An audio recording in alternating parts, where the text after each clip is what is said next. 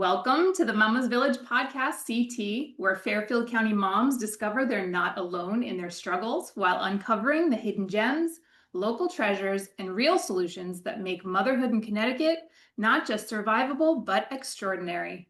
I'm Abby, I'm a mama of three, and I am not an expert, but I do love talking to them. And so today I have a very special guest. She provides financial, retirement, and wealth management services to her clients. She specializes in helping people navigate major life transitions, including divorce, the loss of a spouse, and preparing for retirement. Certified in both mediation and collaborative divorce, and this allows her to help her clients understand their short and long-term settlement options. Her top priority is to provide her clients with a clear financial plan. This way, each client is given a direct path to financial independence and success. Hi, Hollis. Thank you so much for Hi, joining. thank you for having me. Tell me a little bit about your business, what you provide, all of the Sure, services, that kind of thing. And then tell me, if you don't mind, diving into why and why now and why divorce. sure, Why is this your specialty? sure. So my name again is Hollis Hardiman. I'm a financial advisor with Merit Financials. I have offices in Wilton, and I'm also in Florida part-time as well. And my niche is really helping women find their financial independence. And a lot of times that happens through divorce or widowhood or unplanned circumstances. And my goal is to really get ahead of that with people and try to let them understand that they should be somewhat involved in the finances at their home and just so they are prepared if circumstances arise out of their control. This is my second career out of college. I got into it mostly because when I realized what I was passionate about, I looked at myself and how defined my childhood, being a child of divorced parents, had really shaped my financial view of life and money and marriage and children and being a really involved aunt. And I realized there was a lack of education for women out there when it came to finances. And so I really wanted to get involved and help educate where I can. And so a majority of my business is helping women. Wow. So tell me about the services that you provide. So as a financial advisor, I obviously help people invest their money. I do financial planning, budget control, tax efficiencies, work with CPAs. And as a divorce financial advisor, which we call Certified Divorce Financial Analyst, CDFA. So if you're looking for somebody to help, you definitely want to find someone who's got the credentials of a CDFA. And during that process, I help during the divorce. So I can work either for one party and be their advocate, or a lot of times I work in a neutral setting with the attorney or the mediator and help both parties understand their finances. So my goal is really to get everything on paper and make sure that everybody understands what their assets look like, what any debt looks like, what their expenses look like, what their income looks like, more importantly, their take home income, so that when you get to the divorce negotiation table, you know what you're even negotiating. A lot of time, it's very hard to negotiate when you don't understand what you even have to negotiate with. So I do a lot of hand holding to making sure that everybody understands what their finances look like. I've realized in a marriage, it's a lot of divide and conquer. And naturally, at least in Fairfield County, a lot of the men handle the finances and a lot of women handle the children. And there's nothing wrong with that, but you still want to have your finger in your finances. And just we could talk about ways that I encourage that. But my goal is to really make sure everybody's educated on their financial picture. Wonderful. So we'll get back to all of that, and I have a bunch of questions that I want to ask you about that process and ways that even if you have the most wonderful marriage and even if you are doing just fine and very secure, there are still things that I know that you have that you would love to tell women and moms about. So we will get to that, but first, of course, we should talk a little bit about what is going on around Fairfield County that you love. Yeah. Well, I think what's really interesting is that taboo around divorce has really subsided a little bit. And I think whether it's people living longer or whatnot, they kind of get to an age and they're like, this isn't working for us anymore. And I think that I love to watch women because they're becoming more empowered to make those decisions and saying, I'm not happy and I want to leave this marriage, but they often feel stuck financially because of decisions that were made during the happy times of the marriage. And some of the trends in terms of what I see though is a lot of what we call gray divorces, and it's women 55 and up potentially, well couples I'll say 55 and up who really either wait for the children to get out of graduate high school, or even the kids can be fully grown and they're now in their retirement ages and they're like, this isn't how I envision my retirement. I don't want to spend my time with this person anymore. And how do we separate? And so it's called gray divorce. It's been very up and coming. I don't know if that's the right term, up and coming, but it is. And but I think it speaks a lot for women, not feeling like they have to stay in a place that they're not happy with or don't feel maybe that they've been treated right. Do you see, is there like a physical thing or a place that you're seeing a lot of these gray divorcees attend? Are you hearing anything about like how do they date? Like where do they go? Do they go to the movies by themselves? Like what are people A doing? lot of them, I mean, they're dating, they're, meeting people at their tennis clubs, they're playing mahjong with people. I mean, it's like either meeting playing pickleball, and they're finding people that have more of the same interests that they have, and it's very likely they've been in a marriage for 30 plus years and they didn't even realize what they liked or didn't like or what they've grown apart from. And I think as women have become more empowered and feel more independent in making decisions and not feeling bad about wanting a change, that and let alone the up and coming women who are now in the working field or have gone back to work after raising their children. I mean, so much respect for starting a career late in life, for those women. And I think women are just finding themselves in different positions now, and they see that there's more out there for them, and they're not really willing to accept the status quo if they're not happy. Yeah, agreed. I know I've been watching The Gilded Age, which what is I that? am too. Is that an HBO Max, I think? HBO Max. Yeah.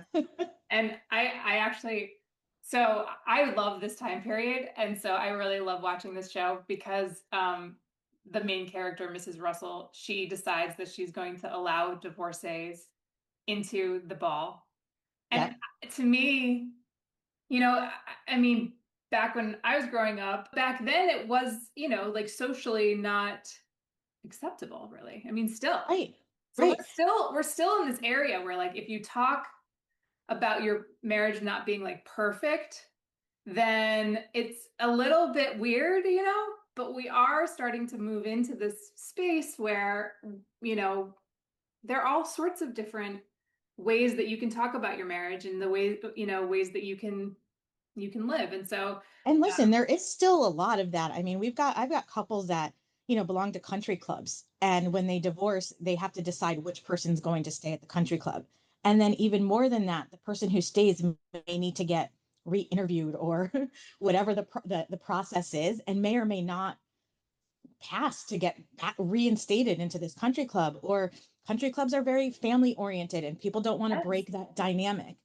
And that's also, especially in Fairfield County, like a big sticking point, believe it or it not, is. for who's It really is. I mean, it's going to still keep the so country club and will I feel comfortable and will I be allowed to stay? absolutely. And as women, I mean, I I think that there is still a little bit of a stigma if you're not in like the perfectly perfect marriage. I really do. Absolutely. And it's, there's all sorts of like whispers and, there's all sorts of whatever. And ultimately, I think, there's a lot more empathy and there are a lot more really great people out there as well. So there's that. It's not all the Gilded Age, but I do think Oh, I and usually what I find happens is when my women clients say to me, I spoke to one of my friends, all of a sudden the friends open up and they're not that happy either. And you yeah. start to realize that what you see on the outside isn't, always the truth. So I think unfortunately we have such the heavy social media presence, and Yeah. we see couples that are posting their trips together and they're doing this and they're doing that. And you automatically analyze your own relationship and say, could I do that with my husband? Is that fun? And you're second guessing yourself all the time. But the minute you sometimes open up to the right people, you may hear they're on the fence too, or working through it or going to therapy. And there's so many different types of therapy out there right now, as well. That's really helpful. So we're evolving, but for sure we're still a little bit behind. Yeah. So is there anything that you're listening to or that you recommend any of your clients to read, watch, listen to, anything like that? So, in terms of divorce, there's a great podcast that Susan Guthrie runs. She used to be an attorney mediator in Fairfield County. She's not anymore, but she runs a podcast called Divorce and Beyond. And I love it. She brings on experts from all different parts of divorce. Cool. And it's an amazing podcast that if you're thinking or contemplating, she's my go-to podcast. Cool. That's a good one. Um, Yes. I'd love to talk and ask you a couple questions about finances. A 2021 survey showed that 11% of Fairfield County women have been divorced and 7% of men have been divorced. So How's that work? I know. So can we talk a little bit about the finances? Because obviously women are asking for divorces a little bit more, hmm but yet finding, I don't know, you tell me, finding perhaps that they don't know much about their finances, or finding that they get stuck, or, tell me, what are the Yep. points here? So there's two different, obviously there's a few different things that are coming to my mind, but one would be the basket of women that maybe took a step back in their career, and they've stopped working, and the decision was to she was going to provide at home and take care of the children, and the husband is going to be the earner, the breadwinner. And that becomes complicated because down the line I find a lot of women feel very unbalanced, and afraid that they have no income, so they're counting on the potential ex-spouse to provide income for them. And that's a very scary feeling when you don't have control over your own finances. So when we're talking, so again, there's nothing wrong with that decision. I just think that if you do make that decision early on that you are going to take a backseat in your career, that you still keep your pulse on the finances. You still want to be a team. It doesn't mean that you're not going to, again, divide and conquer, but you should still have date nights, maybe twice a year, whatever it is, once a quarter, and just be informed because you're a team. So decisions shouldn't be made by just one person on any aspect of your marriage. And in my opinion, that comes to finances too. And a lot of the financial decisions in my experience are the men are making, and the women are just kind of like, I don't care, I trust you, it's fine, I believe you, and it's all good until it's not good. And then you're behind the eight ball and you're like, what did I do? I'm so ashamed. I know nothing. And there's nothing to be ashamed about. It's time to just catch up. Um, so there's the stay-at-home mom who is often feeling really behind the eight ball in terms of moving forward with divorce. Um, that I think is scary for them. So what does one do if they find themselves in that position, and So where do they start? I'm a big believer on getting educated. Knowledge is power. We all know that. And what does that mean in terms of divorce, and how do you do that? Um, one Even though let's say you're the stay-at-home mom, your husband may be bringing in all of the money. There's a very good chance that you're spending most of the money, not in a negative way. You're paying for the kids' camps, you're paying for the aftercare, you're paying for the extracurricular activities, you're paying for the groceries, you're dealing with the day-to-day expenses. And so my first homework assignment for women is usually like, okay, what does your lifestyle cost you? Start keeping track, however, whatever that means to you, on an app, on your notes, saving receipts, and start understanding what does it cost you to live and for your children to live. Understanding the mortgage and the electric bill, those are easy. It's the Amazon shopping, it's the Costco runs. It's the children that are really hard to estimate how much that costs, but it's a really big number. And it's important to understand that. So even if you have no information on any of the finances, you certainly can start understanding what life costs for your family. And that is definitely what I recommend doing first so that you're prepared and you can say, okay, it costs our family $20,000 a month to live, and what does that mean? We don't know yet, but let's at least get a number of what those expenses look like. And I think that that's easy for the woman if they're the ones constantly writing the checks. So if you're a working mom, Yep. you do have some income, Yep. probably not as much as your husband, Very possible. Yep. but you don't have no control, but you don't have all the control. Is there like I really feel like there's a lot of people that are sort of in that boat as well. Is there anything for them? That So it's interesting because I see a lot of women who just don't want to know. They don't care. It's overwhelming. They've got so much on their plate. They're like, you know what? I'm getting a paycheck. It's going into my account. I don't even look at my paycheck. I just know it's going in, and then I let my husband take care of it. And I just don't feel like that's teamwork. um and I feel that you should be involved in, just like your husband's going to be involved in potentially what camp the kids go to, or if they see a therapist or not. Why would you not have, you're doing all this hard work, like you're working and being a mother, what is harder? And then you're just turning over this paycheck, and you're like not worried about it. And I just think that you need to understand, where does my paycheck go and what do we do with it? And how does it help our family? Is it helping our family? And just communication, because we all know the number one thing people argue about is money. So just communicate about it. And you can do that in couples therapy. You can hire me to do something like that with the both of you. But it's really just getting people on the same page. And I hear, oh, time and time again, my husband gets frustrated talking to me about money because I don't understand it. Okay, so why don't the three of us have a conversation, and then I can explain it to you with without that, like, tone maybe, and walk you through it in a much better place. So I think there's a lot out there to help people be on the same page when it comes to money. Ignorance is not bliss. I And think I I think too that there's a lot of pressure, and I think there's a lot of pressure on the head of the household side. There's a lot of pressure on the mom side. There's a lot of pressure. And when there's pressure, there's fear. And when there's fear, there's conflict. So for absolutely, that's sort of what I feel. And so that's why a therapist can be very helpful, because maybe they can take out that fear piece just for that an hour, so that an actual conversation can start happening, a plan can be made, and we can get a little bit more rational about whatever's happening. Because I think it is a point of contention, and I think that's why, because it's so, I mean, that there's no more pressure than like keeping a roof over your head, keeping food on the table, your kids having what they need, and then ultimately being able to have an enjoyable life. What are we even doing here if we're not having an enjoyable life, right?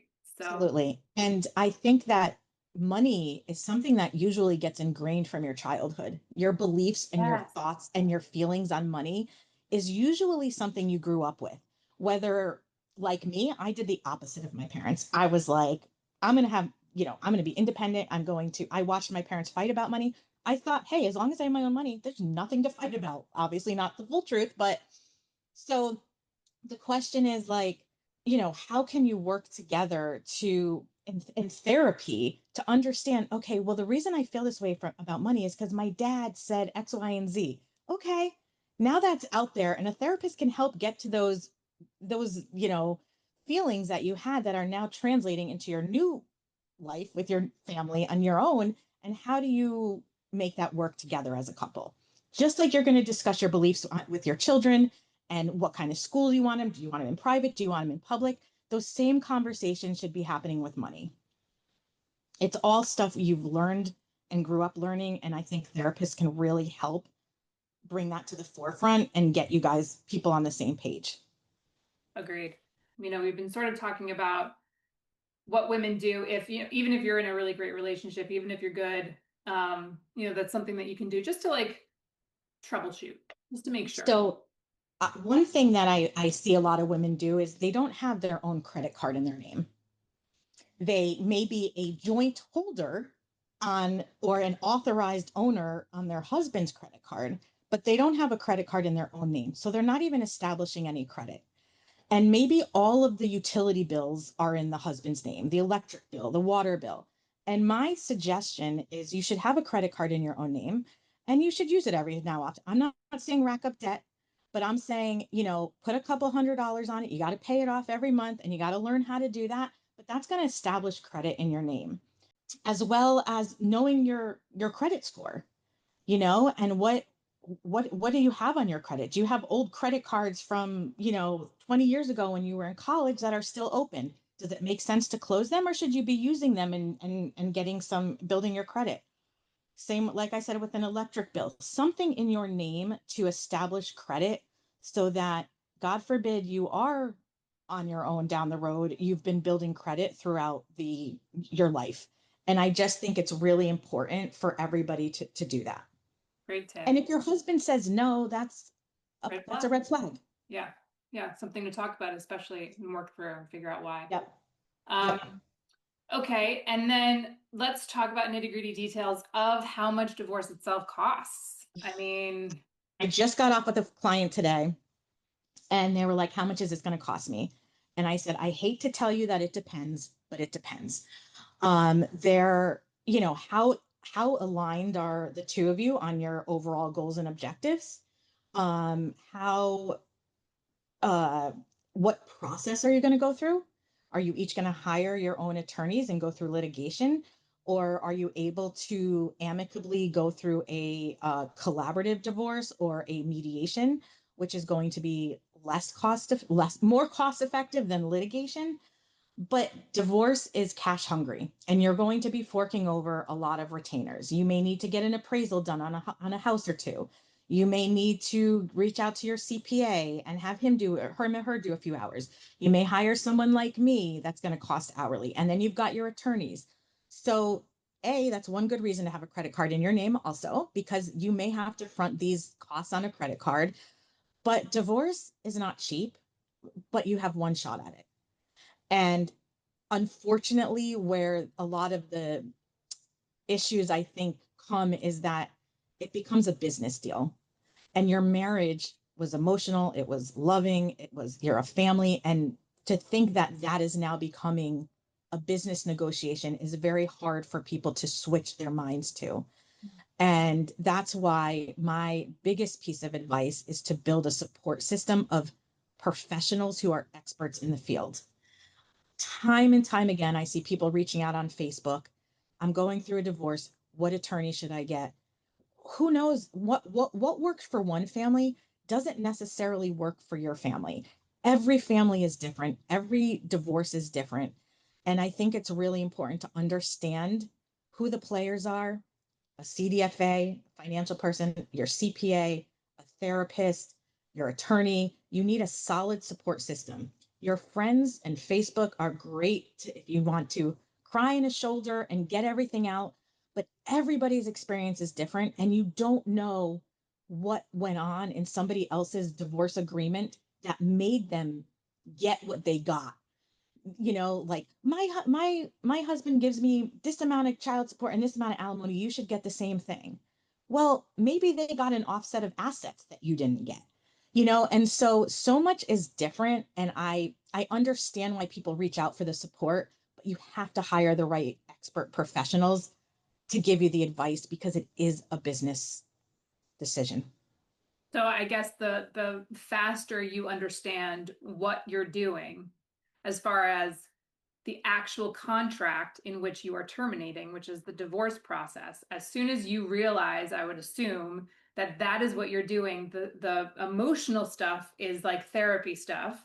This stuff is the actual contract itself, just like any other contract. And the minute that you start talking about it like that, then you start to maybe understand how much money you could potentially save by not fighting, by being able to negotiate.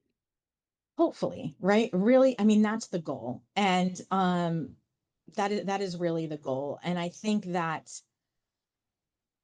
it's hard because when you're getting a divorce, most likely there's either been trust broken or communication broken. And now you're asked to go into these meetings and trust and Right. communicate. Hmm. And the marriage has broken down most likely for one or both of those reasons. And so you're feeling, really like lonely. And, how do you make this about business when this is your family? Yeah. And so I think that there's many processes, at least in mediation and collaborative divorce, where we bring a therapist into the process and they're a part of the meetings so that they can help mitigate the different, maybe, someone gets loud or, whatever personalities are playing out because divorce is bringing out the worst in both people. And how do we navigate that and have a successful divorce? And usually, successful divorce, and the couple for themselves need to define this, is hopefully the children are the main concern, and then an equitable division where you both feel that you compromised, but it was fair. And what are you willing to give up and compromise on both sides to kind of get to that point? Because there's going to be compromises. Nobody wins. Nobody wins in divorce. It's really just about how much do you spend to get to that solution. Yeah. Um, do you always have to sell your house in a No, divorce? absolutely not. Many clients have it's difficult right now with interest rates rising and a lot of couples have low interest rates. And so to refinance and get your spouse off the mortgage could end up in a higher interest rate. However, some banks are allowing people to assume the mortgage. You'd have to call your mortgage company and find out if it's assumable and ask if it changes any of the contracts that you've already signed. That's one option. Another option is sometimes if people are in the same house because of a school system, let's just say the husband moves out, but it's a joint mortgage. The husband may say, I'll stay on the mortgage for 3 to 5 more years until so and so graduates. At that point, we're going to sell the house and split the assets. So there's so many different compromises and negotiations that can be made in hoping to achieve the goal of the couple, whatever that may be. Interesting. Um, what are 5 things that a mom, Fairfield County mom, can do if she has decided that it's time for her to bring it up with her husband and she doesn't know where to turn, she doesn't know what to say, she doesn't what are the 5 things that she should be doing? So gathering information in terms of professionals like me who exist out there. There's different workshops. I run a workshop at divorceresourcect.com. It's a free workshop that we talk about the different types of divorce you can legal and financial, options you have, going on different podcasts, just educating yourself first. And so that you're very emotional at this point. And one thing that I always say is when you go get a surgery, a doctor says, you're in trauma. Don't make any decision right away. Give yourself 6 months to a year. Well, Yes. here you are going through trauma in a divorce, and you're expected to make these very most important decisions of your life. How do you do that when you can't even, get your kids off to school because you're so exhausted and tired and depleted? So you want to really make sure that you're educated so everything's not so overwhelming when the process starts. Getting in the right therapy, whether it's couples therapy, whether it's discernment counseling, whether it's co-parenting counseling, but consult professionals early so that you can get the right information that you need. Should you discuss it with your husband first or get the people in line first? So that's probably a very individual um, thought process. Me, I would say get the education, build the support system, um, so that you are more emotionally and financially prepared. Because listen, people are worried about two things: money and kids. And I think you should. I, I start with therapy. I think therapists are really the way to understand and get your thoughts understood with somebody who can help you not lose your shit during this process. Yeah. Because it's a lot. It is no joke. It is one of the hardest things people are going to go through. And I think you need a therapist to help you manage those feelings throughout that process. I would say build your support system so that you're equipped with the right tools to then discuss with your husband. Is there any such thing as an easy divorce? And if so, what would make the divorce easier? So there's different types of therapy now. One of them is called discernment counseling. And what makes divorce hard, besides all the other things we've been talking about, is a lot of times one person is farther ahead than the other person emotionally. One person may have known this is going to happen for 5 years now, and they've come to the conclusion, and the other person is like, what are you talking about? I thought we were going to be together forever, whether or not we were completely happy. Like, I did not think this was coming. So what makes it difficult is when people are at different stages emotionally, because then one's always behind the other in terms of the process. And there's a discernment counseling, which is very interesting. It's maybe 5 to 7 sessions, and it really helps the couple catch up and get on the same page, so that when they come to the table through the divorce process and the legal and the financial, they've done a lot of the emotional work to have better communication. And discernment counseling, it's not couples counseling. So it's not there to help you guys move forward necessarily in your marriage. It's there to help you decide, can we make this marriage work or can we not? It's a few sessions and they're intense. And if you can't make this work, how do we then move forward productively? And what's the next step? There's also co parenting counselors, which I think are huge, that help you communicate, and it's all about the children.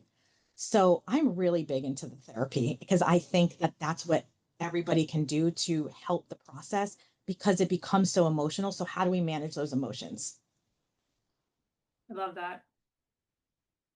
I'd imagine there's a little bit of grief also that you have to go through. Absolutely. Your husband could be owner of a business, and so you're proud of that. We own a business, Hmm. and that's your identity. Right. Let alone your family identity, your the dynamics of all that. But sometimes it's even related to a business. Mhm. And now you might be grieving the fact that you may not be part of this business anymore, let alone that you're worried about your children having parents that may not be together and all of that stuff. So, yeah.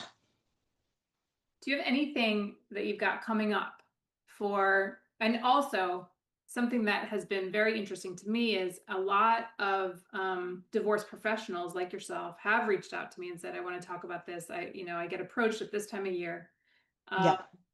and so do you want to talk a little bit about what you've got going on coming up for women that need support, that kind of thing? Sure. So, one thing I want to say is if you're looking for a mediation or a collaborative divorce and you're looking for a non-adversarial divorce, there's a great group that I'm a part of. Happen to be the treasurer, and it's called CCND, Connecticut Council of Non-Adversarial Divorce. And that website has all professionals that are fully trained in mediation, collaborative divorce, and financials. So if you are looking for someone and you are like, how do I know that know what they're doing? I would say look at the CCND website. I think it's info@gooddivorce.com. And that website has professionals that have all been highly trained. So that is someplace I would absolutely look for resources of professionals to choose from.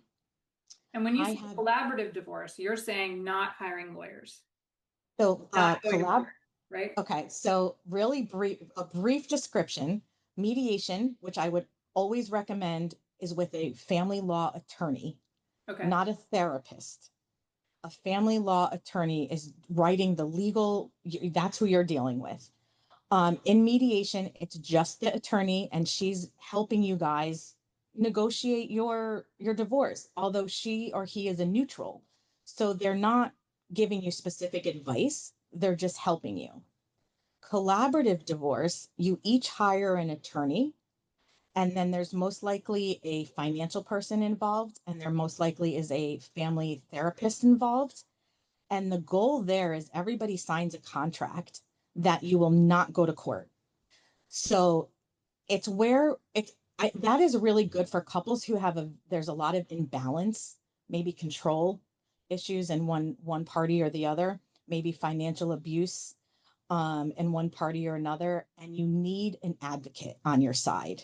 So the attorney is going to advocate for you, but the goal is there's no court. We're not threatening court. We're not going to court. We are going to get this done amongst us.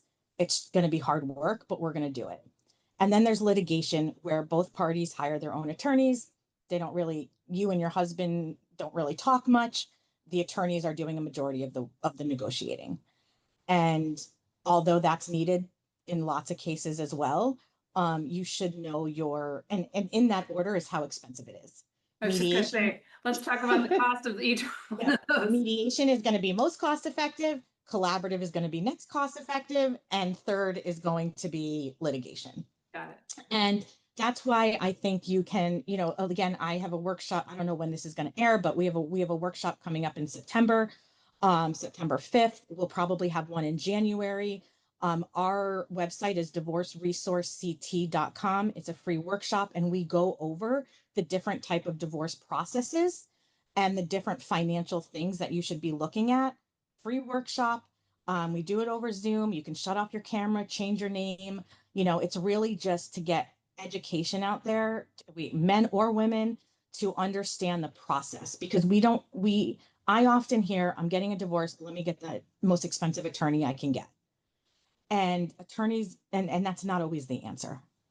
And so you need to know what your options are. Doesn't mean it's not the answer, but do you know that there's other options besides just running to an attorney and saying, sign me up, here's your $20,000 retainer, and moving on. They're harder collaborative and mediation because you're there with your spouse and you're communicating your thoughts and feelings. And that's hard to do. It's very hard to do, but I usually feel at the end, those people have more successful post-divorce experiences than the people in litigation. That's exactly what I was going to ask you is tell me about post-divorce. It's all over. Your clients you've signed the dotted line. Everything's fine. You've gone through everything. Have you followed up with any of your clients and tell me if it's worth it? Do they feel like it's worth it? What's the end Well, result? I'm pretty lucky. A majority of my clients stay with me after, and they'll usually invest their money with me, and I'm doing their financial plan because I've been ingrained in their entire world at this point. And now I can say, this is how much you can spend. Let's work on your goals. You're not going to be a bag lady. Don't worry. I've got you. If you want to rent a car, if you want to lease a car or buy a car, you call me first. We'll work out the details. Should you rent a house? Should you put money down on a mortgage? So I'm basically there forever. I will tell you, and I'm not promoting divorce. If you can work and stay together, that's great. But most of my women are happier on the other side. It's not easy. Right after, it's never easy. There's still conflict, splitting accounts, and dealing with children. It's never going to be easy. But they feel freedom and they feel more empowered. And a lot of them, I haven't had one person say they regretted it. That's good to know that they have you still. Yes, Good. yes. And that's the part I love, because I love building relationships and I love helping people and making sure that I have so many women that, they started with me and they were stay-at-home moms. And 5, 10 years later, they're these successful, whatever, making their own money, making six figures. And I'm like, come talk at my workshop, be a spokesperson. Like, I love watching you grow. And even I have one client who often says to me, thank you for helping. She was so financially abused. She moved into her own home. She couldn't even buy herself a grill. She was so nervous because she had been so, you can't buy this, you can't buy that. And I'm like, buy your grill. And you've got the money. I know I'm here to tell you, buy it.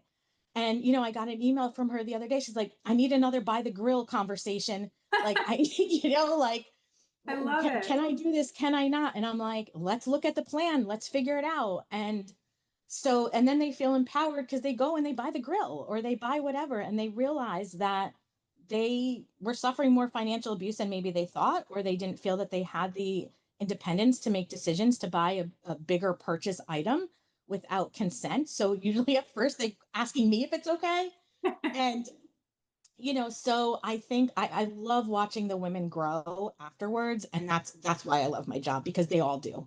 Yeah, One way or another, they're all growing. yeah. This is a really important topic, and I'm really glad we're talking. Thank you so much for joining. This is Thank you. very empowering, and I'm so glad we're doing it. If anybody's interested in reaching out to me, I do free consultations at first. My email I'll give out is hhardiman at meritfa.com. That's HHARDIMAN at merit, MERIT, F is in Frank, A is in Apple.com. I'm happy to have a consultation with you and just kind of review again anything that I might have spoken about here in more detail, or get you the right resources if I'm not the right person. I have a lot of contacts. Again, look at the CCND website. And I think just stay educated. Stay educated. Awesome. Thank you, Hollis. I appreciate you. Thank you, Abby. It's amazing to talk to you about this. And it is an important conversation that I think a lot of people struggle with. So any way we can help inform is always amazing opportunity. Yes. Thanks a lot. Thank you.